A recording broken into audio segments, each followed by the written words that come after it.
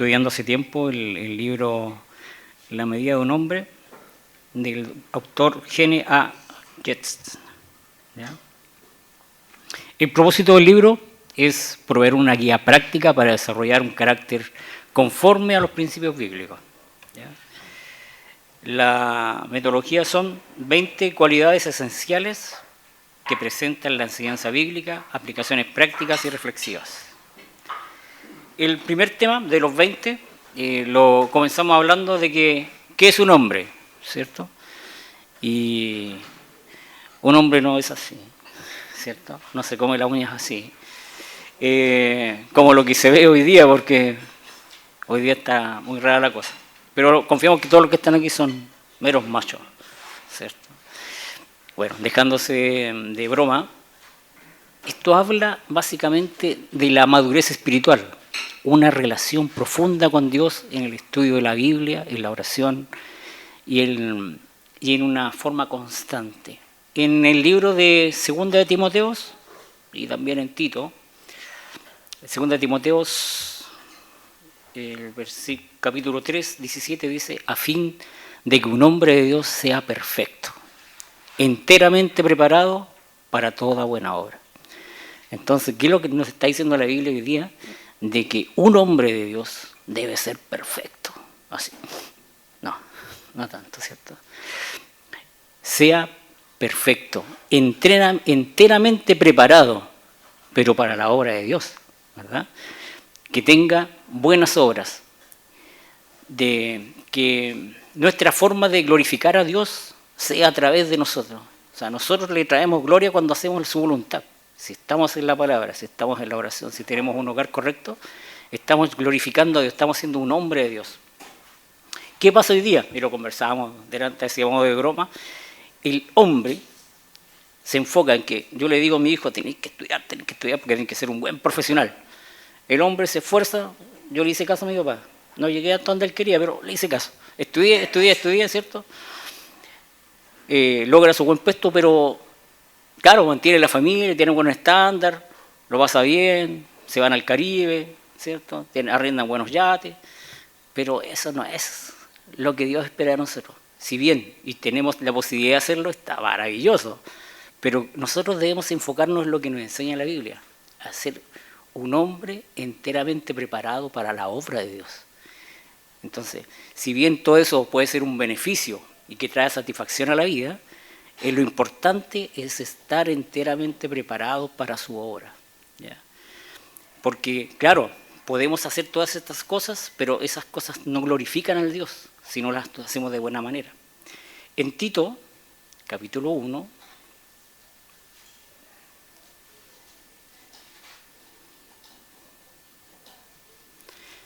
...10 y 11, el versículo dice, porque hay muchos contumaces, habladores de vanidades, engañadores, mayormente los de la circuncisión, a los cuales es preciso tapar la boca, que transforman cosas enteras enseñando por ganancias deshonestas lo que conviene. Hay muchos que hacen cosas malas, nosotros lo vemos con los políticos, ¿cierto? Hablan una cosa, hacen otra, y lo único que tienen es ganancias hacia ellos. Entonces ellos no son un ejemplo verdadero. ¿Qué nos enseña este libro? Hay 20 situaciones en las cuales dice que debemos enfocarnos. Primero, madurez espiritual, estar por encima del reproche, esposo de una sola mujer, templado, prudente, responsable, hospitalario, capaz de enseñar, no adicto al vino, no es egocéntrico, no es de mal genio, no es abusivo, es gentil, es apacible, libre del amor al dinero, maneja bien su hogar, ama lo que es bueno, justo, devoto, autocontrolado. Eso es lo que espera Dios de nosotros. Y esto es lo que el libro nos va enfocando en estas situaciones. Pero no se entierren en el asiento, pues, sino esto no es un palo, esto es levantarle el ánimo, ¿ya? Porque mucho uno escucha de repente cuando uno enseña, después dice, oh, este mensaje me dio puros palos. Pero la finalidad del estudio no es ese, es hacerlos reflexionar para mejorar y también animarlos a que podamos avanzar en el Señor. ¿Cómo podemos lograr todo lo que hablamos antes? Santiago 4:7 dice, someteos pues a Dios, resistir al diablo y él huirá de vosotros. En el versículo 8 dice, acercaos a Dios y él se acercará a vosotros. ¿Se fijan? Hay una relación. Es lo mismo que en el matrimonio cuando uno polorea, ¿cierto? Entre más juntitos uno quiere estar juntito con la pareja, no quiere desaparecerse. Dice, acercaos a Dios y él se acercará a vosotros. O sea, si nosotros estamos en una relación estrecha con Dios, él estará siempre con nosotros.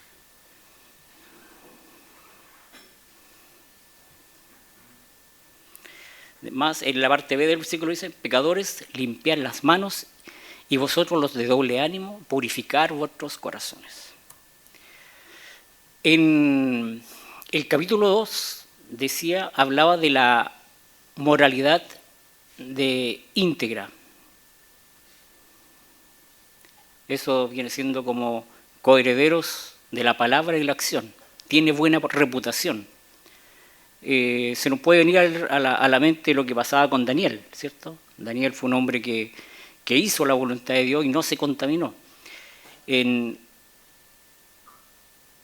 tener buena reputación podemos hablar de lo que comenzaba el libro diciendo en 1 Timoteo 3:2, pero es necesario que el obispo sea irreprensible, marido de una sola mujer, sobrio, prudente, decoroso, hospedador, apto para enseñar. Casi todo el libro se basa en este versículo. Un hombre responsable es el que se busca, un hombre responsable es el que se busca en la iglesia primitiva. Si mal no recuerdan, en el libro de Hechos, capítulo 6, versículo 3, buscaron a 7, que tuvieran buen testimonio. ¿Qué buscamos nosotros en la iglesia? Hombres de buen testimonio. ¿Qué buscamos o qué queremos nosotros? ¿Qué buscamos? ¿Qué queremos que ustedes sean? Hombres de buen testimonio, ¿cierto? Y estos hombres eran para servir a las mesas, no era para tener puestos de liderazgo donde ellos enseñaran, donde ellos hicieran cosas grandes, que los pudieran ver todo el mundo, no. Era para servir a los demás, no era para vanagloria, era para atender a los demás. Eran servidores. Sabemos que servidor es un esclavo, está debajo de todo.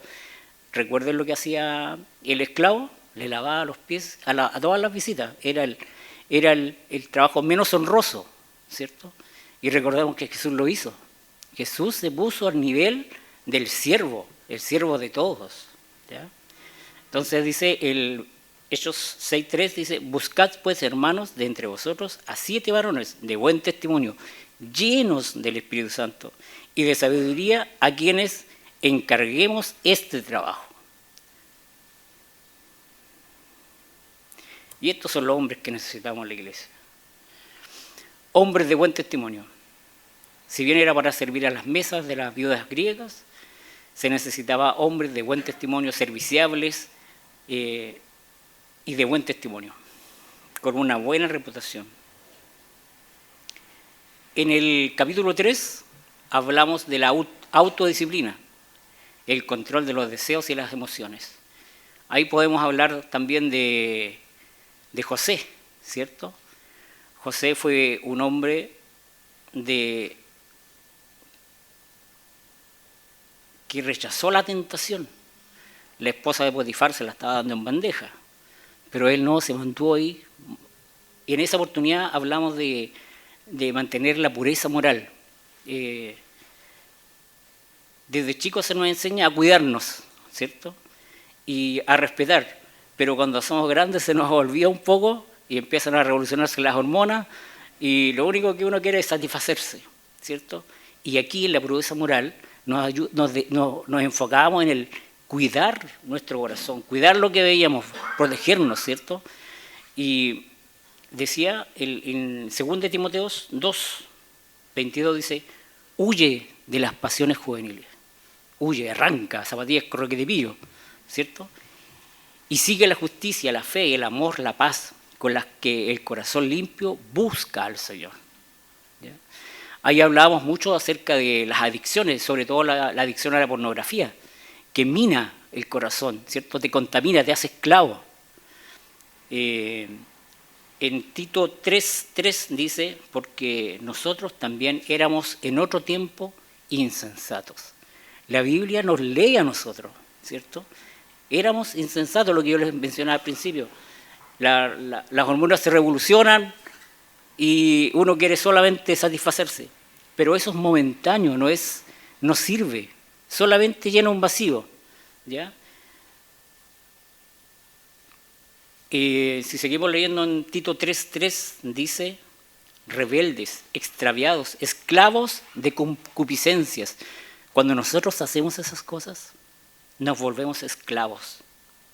Entonces ya estamos sometidos al pecado. Nos dejamos pisotear por el pecado.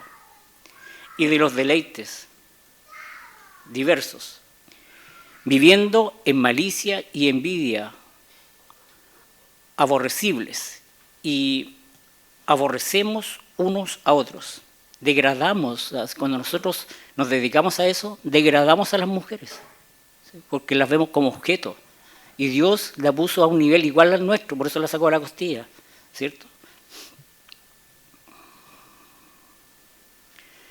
Y en el libro de Santiago, capítulo 1, versículo 14, dice, sino que cada uno es tentado cuando de su propia concupiscencia es atraído y seducido.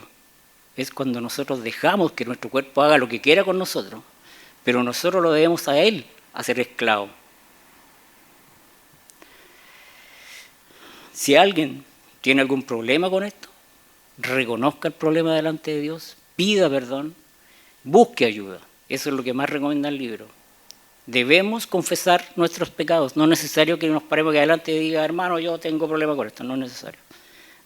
Dios conoce el problema, pero usted tiene que decirle que tiene ese problema. Y pedir apoyo, ¿cierto? No una gallina con depresión. Tiene que pedir apoyo, pedir que alguien le haga seguimiento, que alguien le pregunte cómo está, que lo invite a orar y que saque ese foco de atracción hacia eso. ¿Qué pasa con estas situaciones? Solo te hacen alejarte de Dios, ¿cierto?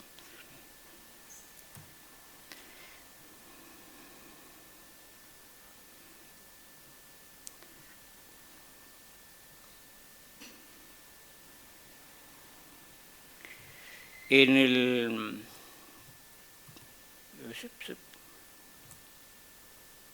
el capítulo 4 hablamos de un hombre que es moderado. Veamos lo que dice Tesalonicenses, capítulo 5, versículo 8.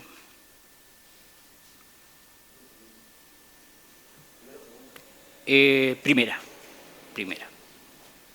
Tesalonicenses 5, 8. Pero nosotros que somos del día, seamos sobrios, habiéndonos vestido con la fe y el amor y con la esperanza de la salvación como el yelmo. Moderado venía siendo como equilibrado, un hombre de fe, como lo fue Noé cuando construyó el arca, como fue Abraham cuando ofreció a Isaac, como fue Isaac cuando bendijo a Jacob, como Moisés cuando dirigió al pueblo para salir de Egipto. Por la fe, usted está acá hoy día, porque cree en Dios, ¿cierto? Es equilibrado, es un hombre de esperanza, es un hombre constante en todo lo que ha creído y en todo lo que hace. Es un hombre de amor. El amor es la piedra angular de la fe y todo lo que hace, y también de la esperanza que en el amor espera. El libro de Corintios, en el 1 Corintios, capítulo 13, versículo 4, dice, el amor es sufrido, es benigno, el amor no tiene envidia, el amor no es jactancioso, no se envanece, no hace nada indebido, no busca lo suyo, no se irrita, no guarda rencor, no se goza de la injusticia, más se goza de la verdad.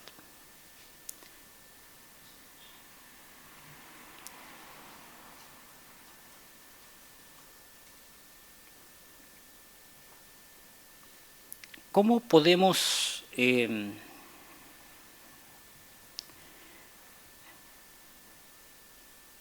mantenernos equilibrados. No es que vamos a pasar por la cuerda floja, ¿cierto? Cuando nosotros reconocemos que necesitamos a Dios, Él nos da el equilibrio en todas las situaciones, porque nosotros vamos a pensar, queremos hacer esto, queremos hacer lo otro, pero le pedimos ayuda de Dios para que Él nos guíe en las situaciones, para que Él nos ayude en todo lo que vamos a hacer y nos volvemos un hombre equilibrado. O sea, cuando te dicen, oye, vamos a hacer tal cosa, tú le dices, me parece bien, pero pongámoslo en oración, busquemos la dirección de Dios y buscamos el equilibrio, porque las emociones nos pueden jugar mal. Nosotros sabemos que las emociones no llevan a nada bueno, ¿cierto? Pero si buscamos la vida de Dios, reconocemos que necesitamos la dependencia de Dios y le servimos, podemos avanzar. El ejemplo era Moisés. Moisés no daba ningún paso sin buscar a Dios primero, ¿cierto? Pedía la dirección del Señor en todo lo que hacía. Tenemos capacidad de pensar, de obrar, de hacerlo con buen juicio. La sabiduría, recordemos lo que hizo Salomón, ¿verdad? Tenía para pedir lo que quisiera, porque el Señor le dijo, pide lo que quieras y te lo daré, ¿cierto?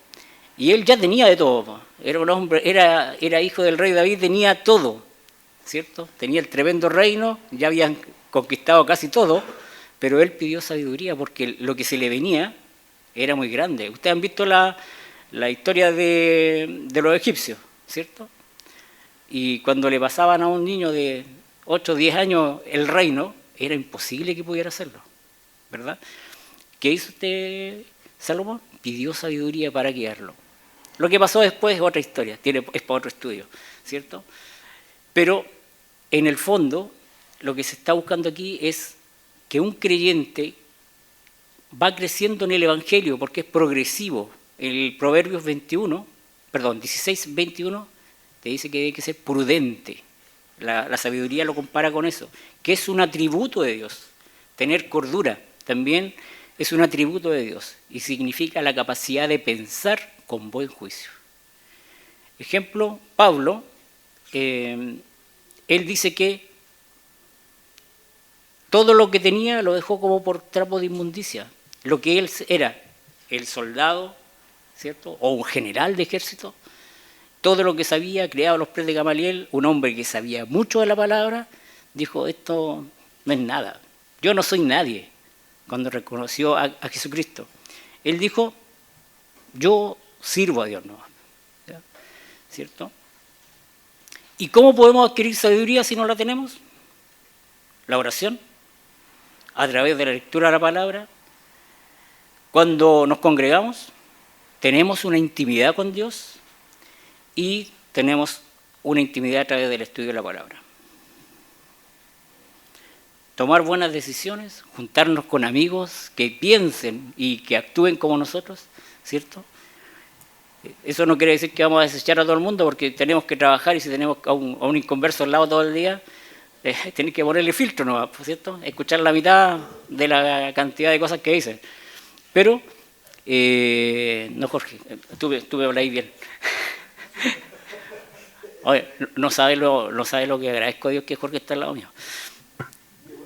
Oh. Es que escuchamos la Biblia, escuchamos música y los grabados quedaron afuera, entonces es maravilloso. Entonces tenemos que buscar la comunión con Dios, ¿ya? Buscar la comunión con los amigos. Esto es bacán, que podamos estar nosotros. Nos reímos de muchas cosas, pero somos serios en la palabra. Entonces compartimos nuestras vivencias, compartimos lo que somos. Aquí somos lo más reales posible. Eso no quiere decir que seamos irreales afuera, pero somos aquí como siempre hemos sido. En el capítulo 6 hablamos de hacer atractiva la verdad de Dios, un líder servicial. Por ejemplo, lo que hizo Jesucristo, que ya lo habíamos mencionado antes, que es nuestro buen pastor. El libro menciona el mal testimonio de un pastor. Como ejemplo, que vivía en una villa y él era descuidado, no lavaba el auto, no cortaba el pasto y esas cosas. Entonces la gente del alrededor, que todas eran casas bonitas, porque es un libro gringo, ¿cierto? Todas son casas con jardines 10 veces de lo que yo puedo tener.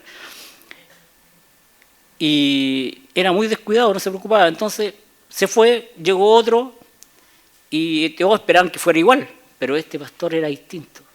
Él se preocupó de mantener el jardín, de mantener el entorno, y de esta forma él logró cautivar a las personas, porque ya ellos le habían puesto la chapa, así son todos los canutos, ¿se han fijado?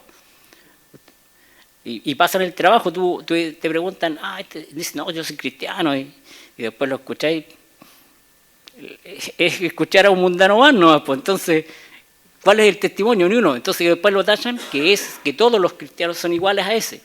Esto es lo que estaba pasando con este pastor, ¿cierto?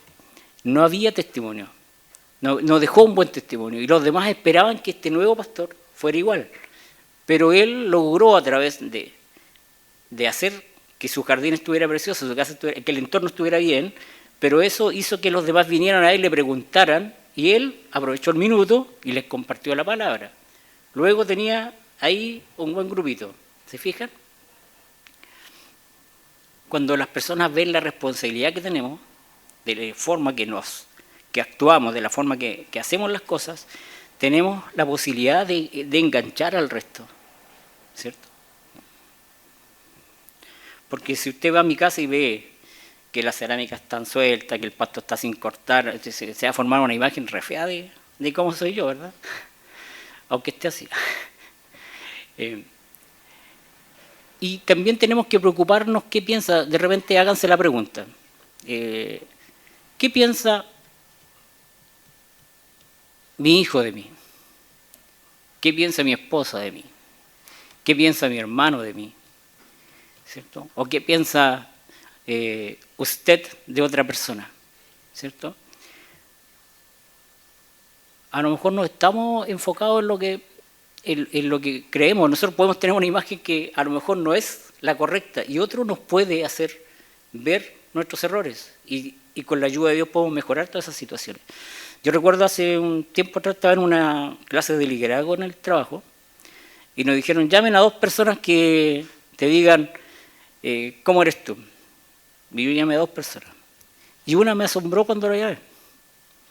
Porque claro, uno se ve y dice, pues yo soy bueno, ya bueno, soy trabajador, soy honesto, hago todas estas cosas. Y uno me dijo, lo haces bien, pero tienes que mejorar en pa. Y yo dije, oye, pues yo hago eso.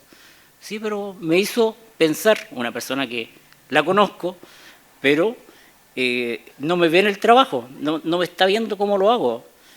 Pero me dijo, tenés que mejorar estas situaciones. Oh, dije yo, interesante, porque yo creo que las hago todas bien. Pero si yo voy a los pies del Señor, ¿cierto?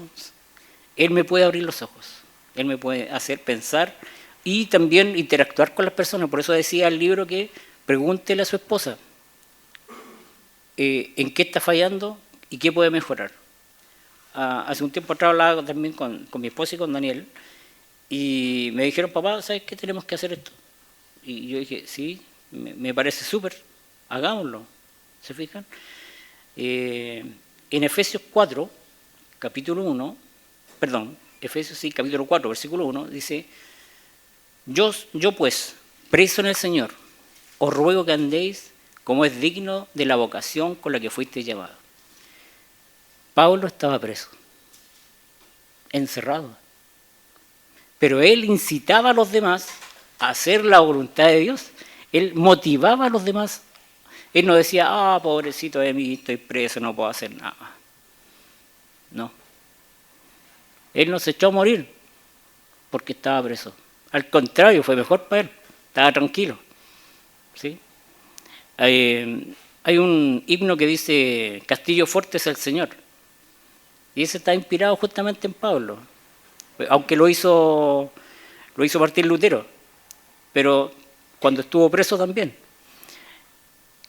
Decía, si bien estoy preso en un castillo o en un fuerte, algo que me tiene apresado, pero ese castillo, el Señor me permitió estar ahí, ¿ya? Para evangelizar. En el capítulo 7 vimos compartiendo los recursos. Y aquí nos habla de cómo nosotros debemos ser hospitalarios. ¿Se acuerdan que hablamos de eso? del ser hospitalario. Si bien hospitalario viene de la palabra hospital, donde se atendían las personas enfermas, ¿cierto? En el 1 Timoteo 3:2 dice, pero es necesario que el obispo sea irreprensible, marido de nuestra mujer, sobrio, prudente, decoroso, hospedador, apto para enseñar. Entonces, y hospitalario es igual a generoso, compartir los recursos. Ejemplo, ayudar a los que necesitan, pero no solamente con decirle te voy a ayudar a orar, ¿cierto? Que es lo común, sabes que te estoy pasando mal, voy a orar por ti. Entonces, sí, es parte de lo que debemos hacer, pero también debemos velar de la forma de cómo podemos apoyar a las personas. Ya sea de forma material, económica, quizás ir a cambiar una ampolleta, a cortarle el pasto, ¿cierto? Son cosas que mucha gente hace, ¿cierto? En Efesios capítulo 4, 17,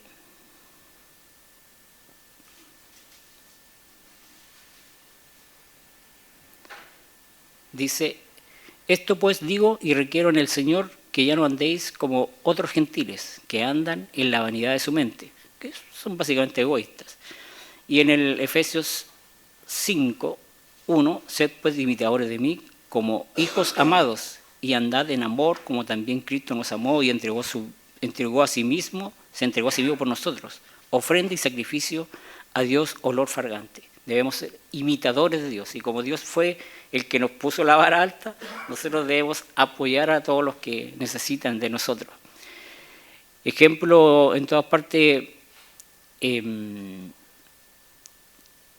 en todos lugares siempre hay personas que necesitan apoyo y nosotros debemos buscar. Había una historia en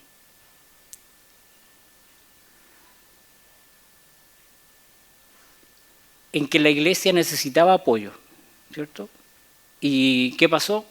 En el Hechos 11:29 dice, entonces los discípulos, cada uno conforme a lo que tenía, determinaron enviar socorro a los hermanos que habitaban en Judea. La iglesia judea estaba pasándolo muy mal económicamente y la otra iglesia vino y les llevó el alimento necesario para mantenerlo.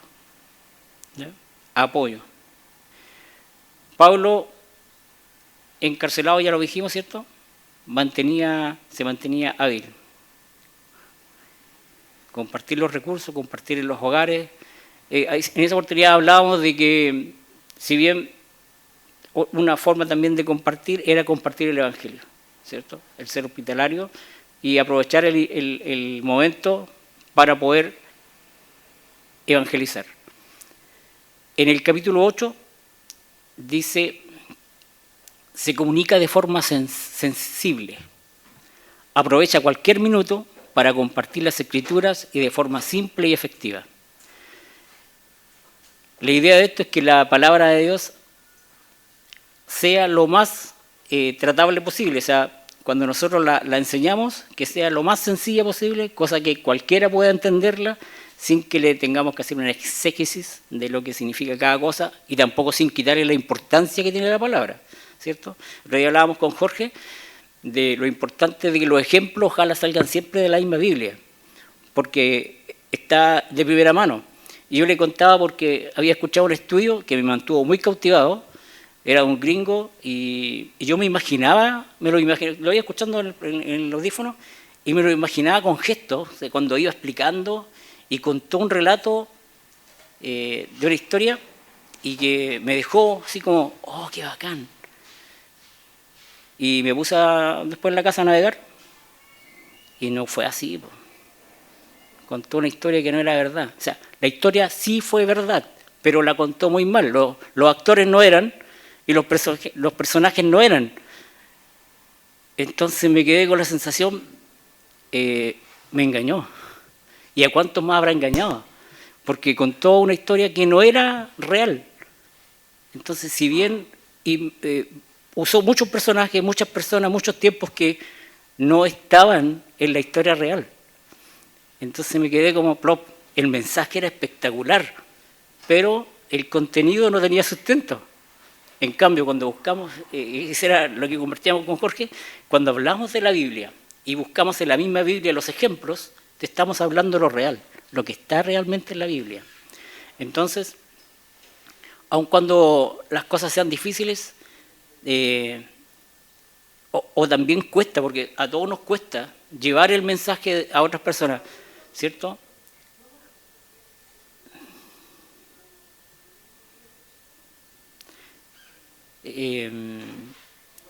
Debemos llevar el mensaje de una forma sencilla, ¿cierto? Yo aquí decía, no es necesario llevar un tremendo sermón, sino tiene que ser clara y precisa. Después hablamos en el capítulo 9 de ser moderado en todas las cosas. Y ahí básicamente hablaba de no ser dado al vino. También lo conversamos harto, ¿cierto?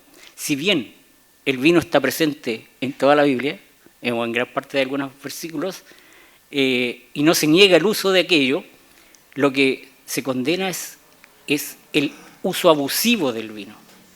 En 1 Timoteo 3:3, la parte A dice, no dado al vino, no pendenciero, porque justamente cuando uno toma mucho se pone medio acalorado o se pone fuera de sí, ¿cierto?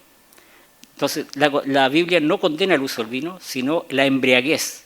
El versículo 23:20, capítulo 20 de Proverbios, versículo 20, dice, no estés con los bebedores de vino, ni con los comedores de carne, porque el bebedor y el comilón empobrecen, y el sueño hará vestir harapos, vestidos rotos.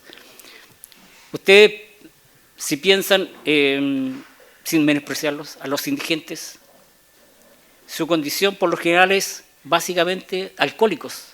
¿Y dónde viven? En la calle. Se conforman con puro tomar, ¿cierto? Y lamentablemente viven una vida que a nadie le gustaría vivir, ¿cierto? Pero es eso, ¿cierto? La gente que... Y el versículo es clave. Dice, porque los bebedores y los comilones empobrecerán, y el sueño hará vestir harapos rotos. Tenemos como mal ejemplo a Noé cuando, ¿cierto?, plantó la viña, se hizo vinito, y el vinito lo hizo pasar un mal rato, ¿cierto? Hay un problema ahí en su familia por este tema.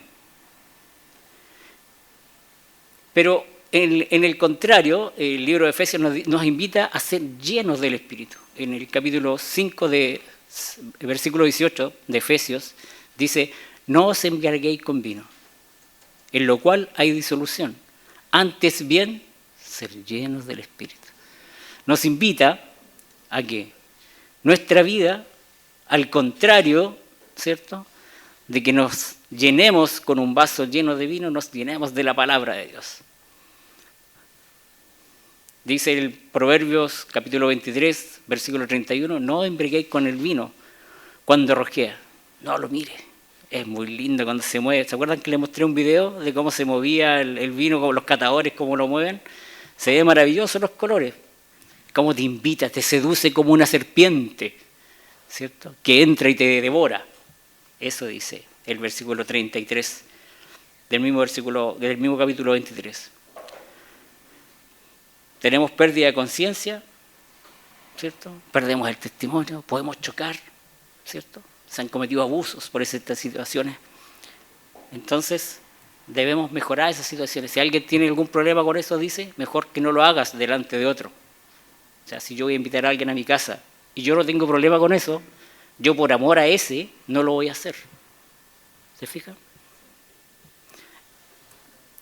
En el capítulo 10 dice, supera el egoísmo.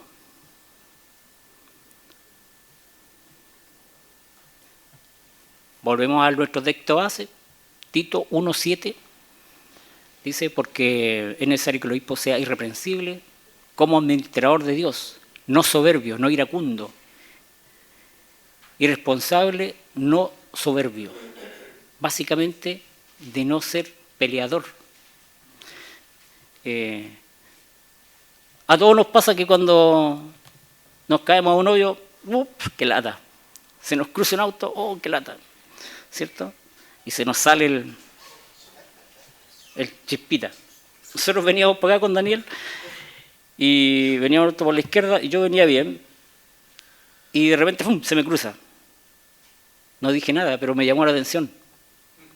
Jesús te ama. No, miento, tenía un pescadito, decía Jesús. Dije, oh, qué mal testimonio. ¿Se fijan? Por una tontera. Tenía que haber esperado su tiempo, pasaba. Pero no, se mete.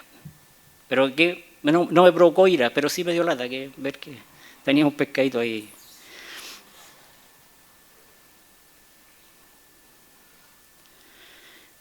La Biblia nos enseña a amar a nuestras esposas, como el Señor cuidó la iglesia. Entonces no debemos enojarnos por cualquier cosa. Una conducta egoísta afecta las relaciones de pareja y familiares. En Efesios 5:25 dice, marido, amar a vuestras mujeres, así como Cristo amó a la iglesia y se entregó a sí mismo por ella. El Señor es nuestro ejemplo para todo.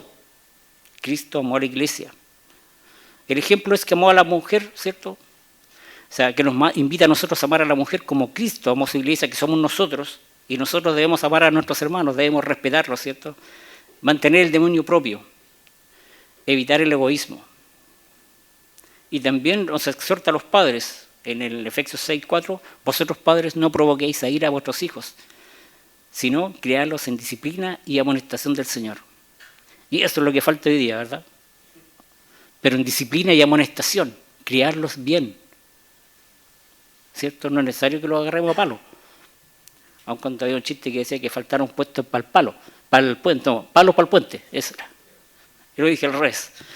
Pero criarlos en disciplina y en amor, ¿cierto? Enseñarles lo correcto, enseñarles lo bueno. El Señor nos enseña, no a palo, pero nos enseña. Pero sí, cuando ya nos pusieron las reglas y nosotros nos caemos por porfeo, recibimos nuestro castigo. Veo lo que dice Gálatas 5:22, más los frutos del Espíritu son amor, ¿cierto? Gozo, paz, paciencia, benignidad, bondad, fe. Y el 11, que es muy parecido, decía manejar el enojo. En el capítulo 4 de Efesios, versículo 26, dice, airaos, pero no pequéis, no pongáis el sol sobre vuestro enojo. Si bien podemos tener situaciones donde nos hace salir el indio o la pluma, debemos pensar primero antes de resolver las situaciones. Debemos pensar, debemos actuar de la mejor manera. Que nos provoca, hay muchas situaciones que nos pueden provocar molestia, como la que conversamos antes. Pero debemos estar a los pies del Señor para que Él nos libere de todas estas situaciones.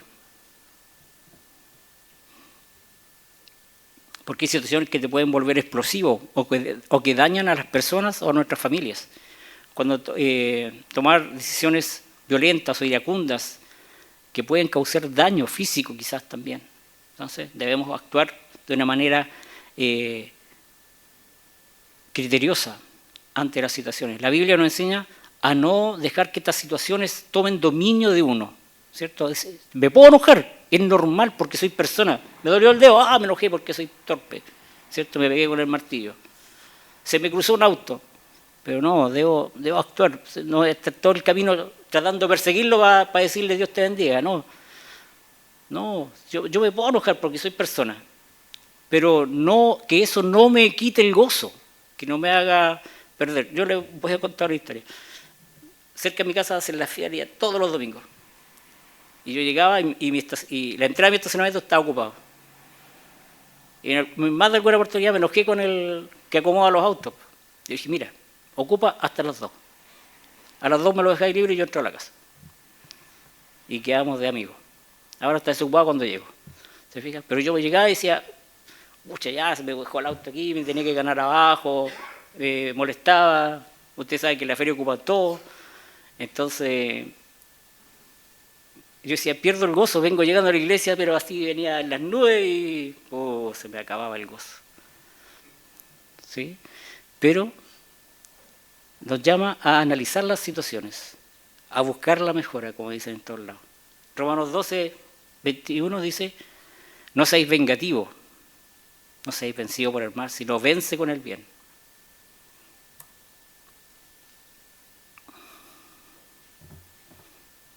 el capítulo 12 invita a un compromiso destructivo. La ira fuera de control. Todos estos capítulos hablaban más o menos lo mismo, ¿ya? Y estaban relacionados con el celo, el resentimiento, el descontento, la furia y el orgullo. Y ahí uno piensa en lo que pasó con Caín y Abel, ¿cierto? Los dos primeros hombres que se mencionan después de Adán y Eva, ¿cierto? ¿Y qué pasó con Caín? Versículo 7 del capítulo 4 dice, si bien hicieres, no serás enaltecido, y si no hicieras bien, el pecado está a la puerta. Con todo esto, si a ti será tu deseo, y tú enseñarás de él. Como cristiano maduro, debemos evitar el comportamiento destructivo, ya que esto nos hace mal. Frente a las situaciones diarias, Dios tiene el control, Dios te puede tranquilizar, darle apaciguar y calmarte. Frente a cualquier cosa que hagamos, no podemos perder el control. Tenemos que buscar la dirección de Dios. Y si tenemos algún sentido de que algo nos hace perder los estribos, debemos ir a los pies de Cristo. Debemos buscar la dirección. Debemos salir, apartarnos del lugar que quizás que nos está generando el problema, y debemos buscar la dirección de Dios. En Mateo 5:22 dice, pero yo os digo que cualquiera que se enoje contra su hermano será culpable de juicio, y cualquiera que diga necio a su hermano será culpable ante el concilio, y cualquiera que le diga fatuo quedará expuesto al infierno y al fuego. ¿Se fijan que hay una condenación si no logramos controlar nuestras emociones fuertes? Colosenses 3:19 dice, amar a vuestras mujeres y no maltratarlas. Maridos, amar a vuestras mujeres como Dios amó a la iglesia. No seáis ásperos con ellas. Colosenses 3:21, no exasperéis a vuestros hijos. Hay varias situaciones que le pueden pasar al ser humano, y especialmente a los hombres, pero las recomendaciones están claras en la Biblia. Dios las da. El capítulo 13 decía, tratar a los demás con justicia. ¿A quién no le gusta que lo traten bien? Han ido a esas clínicas donde básicamente lo toman de la mano y lo llevan a la mesa de ayuda, le hacen sacar el numerito, le pasan el papelito, pague al tiro y hasta te ayudan a pagar con la tarjeta, sobre todo a las viejitas. ¿Se han fijado, no? ¿A quién no le gusta que lo traten bien? Cuando uno se sube al avión y está la niña, buenos días, ¿qué asiento quiere? Y la llevan hasta el asiento. Y uno dice, qué buena atención. Y eso es marketing. Después le hacen llenar la evaluación ahí para que el rating vaya para arriba, ¿cierto? Si bien es una estrategia, una estrategia que uno dice, está bien, es viable. A nosotros, cuando los saludamos ahí a los hermanos, nuestra idea no es esa. Nuestra idea no es decirle, ya venga para acá y sentir que usted se siente amado solamente el domingo. No. La idea es que nosotros nos sintamos amados siempre, ¿ya? Entonces, el libro nos instaba a amar a los demás, ¿cierto? Entonces, Timoteo en el capítulo 1 Timoteo 3:3 dice apacible, ¿cierto? No dado al vino, no pendenciero, no codicioso de ganancias.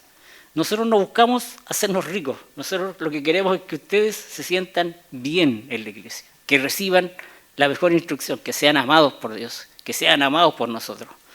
Como cristianos debemos agregar fe y misericordia.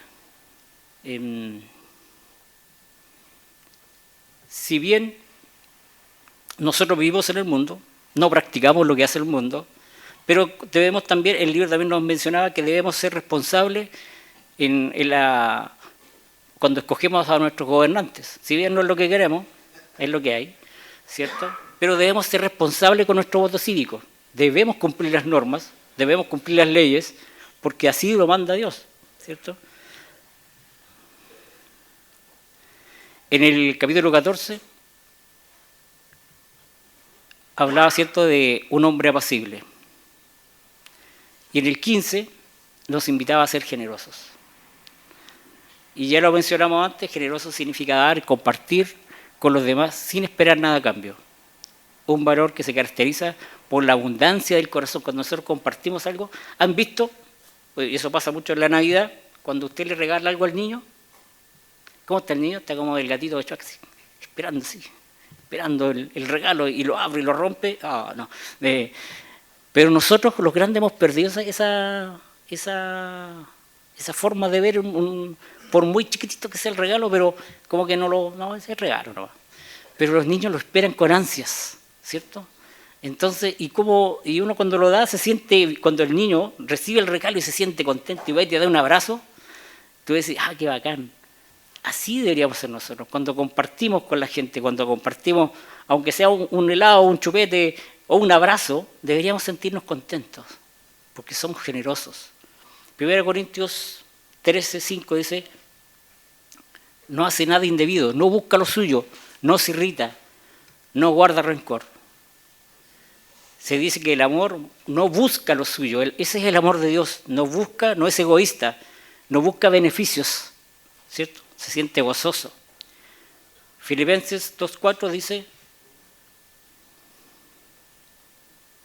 no mirando cada uno lo suyo propio, sino que cada cual también viéndolos lo mejor que a otros. La Biblia nos habla de la generosidad, ¿cierto? De dar con corazón genuino, no esperando recibir nada a cambio, es desinteresada, es amable con los demás, se interesa por otros, se preocupa por otros, vela por el potencial de otros, ofrece ayuda económica, espiritual, de experiencias, da de corazón, ama a los demás como lo hizo Cristo. ¿Qué nos enseña el Señor? Amar, ¿cierto? El Señor nos invita hoy a ver todo este mensaje, este libro te lleva a buscar a Dios, te lleva a ser una persona mejor. Pero todo está de punto de vista de la Biblia. Siempre el principio de todo es Cristo, ¿cierto? Todas estas son como normas de vida, como hablábamos la vez anterior cuando decía el nano, esto es como los mandamientos.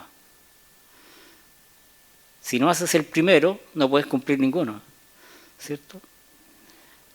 Y si bien está relacionado hacia el obispo, pero esto está relacionado a los hombres, porque todos somos obispos en nuestros hogares, ¿no? O en la situación en la que nos encontremos. Dios nos invita a hacer de una manera especial. Van a haber distintas situaciones que quizás nos pueden hacer perder el foco o que nos están minando nuestro caminar, ¿cierto? Hablábamos de perder el foco, hablábamos de orgullo, hablábamos de tener malos pensamientos, de la pureza. Son cosas que van minando tu camino diario, pero dice que Él tiene la salida. Él tiene la salida para todo. Nos invita como hombres a mantenernos en integridad y a mantener la búsqueda de una comunión perfecta con Él. Así que los invito para el siguiente mensaje. Jonathan va a dar el siguiente estudio. Y nada, pues, sigamos manteniendo la comunión, sigamos manteniendo la forma de vivir, relacionándonos unos con otros.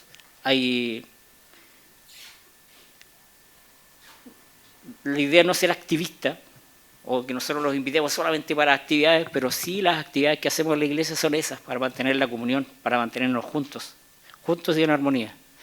Así que vamos a orar. Padre Santo, gracias por este tiempo. Gracias, Señor, por permitirnos, Señor, llegar a la iglesia, poder compartir tu palabra. Te pedimos, Señor, que nos ayudes a vencer cualquier situación, Señor, que nos está sacando del foco. Cualquier situación que nos esté llevando lejos de ti, sea quitada de nosotros, Señor. Te pedimos que tu Espíritu Santo venga para nuestras vidas, venga a guiarnos, venga a dirigirnos. Nos ayude, Señor, en las situaciones diarias, como hombres, que estamos tratando de buscar tu nombre, de buscar la gloria, de avanzar en ti, Señor. Te pedimos que nos guíes, cuida nuestros hogares, cuida nuestra familia, nuestras esposas, ayúdanos en el trabajo, Señor. Te pedimos por los que no tienen trabajo, te pedimos, Señor, que tú proveas para todas sus situaciones. Los que lo estén pasando mal en el trabajo, quizás hay situaciones que lo están sacando del foco, situaciones que lo afectan, la familia, los hijos. Te pedimos, Señor, que nos seas a ser hombres maduros, hombres de la palabra, hombres que busquen tu voluntad, Señor. Bendícenos, Señor. Ayúdanos cada día. Gracias, Señor. Amén.